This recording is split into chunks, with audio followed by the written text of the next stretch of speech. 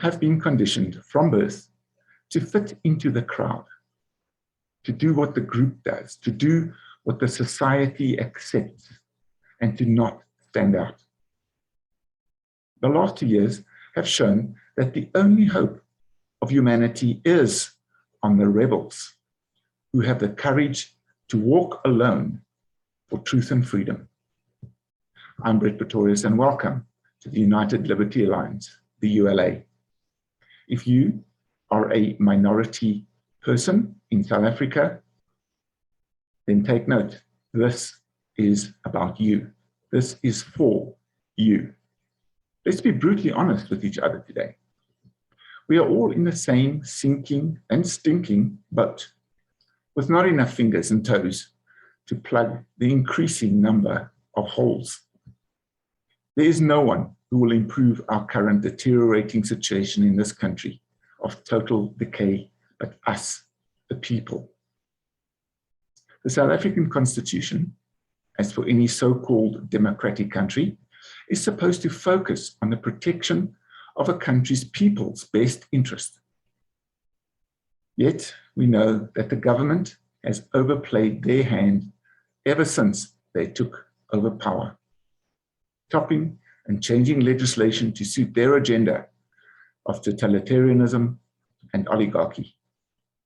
They are a communist threat from the same DNA that some of us fought against, bled for, what friends die for during the protection of our country in the 60s, 70s, and 80s. The latest card they are playing is the national state of emergency, with zero logic applied by placing the entire country under emergency status due to the flood damage in the KZN province. So be sure that there is another agenda behind this senseless step, mark my words. A government is supposed to serve its people for the benefit of the people's quality of life as citizens and as per the people's democratic wishes. And have they ever done this? No.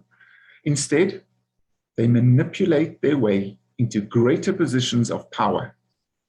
And all the while, except for the faint and feeble outcries of discomfort, we look on as if we are totally powerless, when as a matter of fact, we are the people that truly hold the power over our destiny.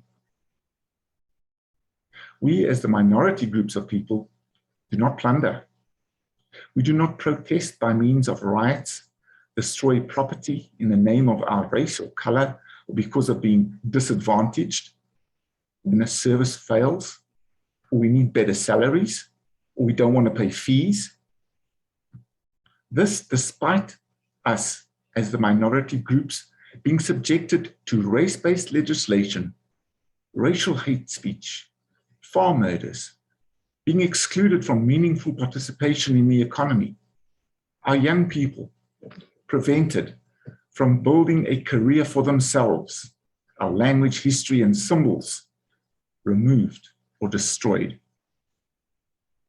But I know that most of us have now come to a point where we each individually have to make up our minds whether we will exercise this united power we have, or whether we will roll over and play dead or procrastinate because we have personal preferences and differences, turning us blind to the face of imminent danger.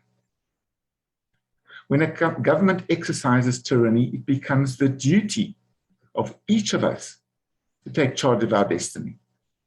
It is no one else's responsibility, and no one else will run to our aid and offer this freedom to us. They did not care for almost 3 decades about our future, our rights, to improve our situation, or to grant us self-determination, as is an international and a South African legal right.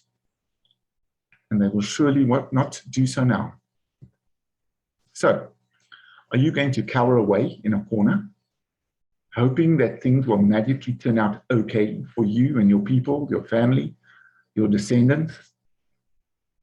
Or are you with us to resist this tyrannical power Exchange it for your own power, the ultimate decision factor. Now, don't stress, as you definitely won't be alone. There are already hundreds of thousands of people, and growing daily, prepared to determine their own future with a permanent and legal solution. Be ready, be decisive, register your mandate to unite all this individual power into a single laser-focused goal of legal breakaway to a sovereign, independent country where we, the people, will hold power, with a government that will function as our representatives with service and respect. Thank you, and God bless us all.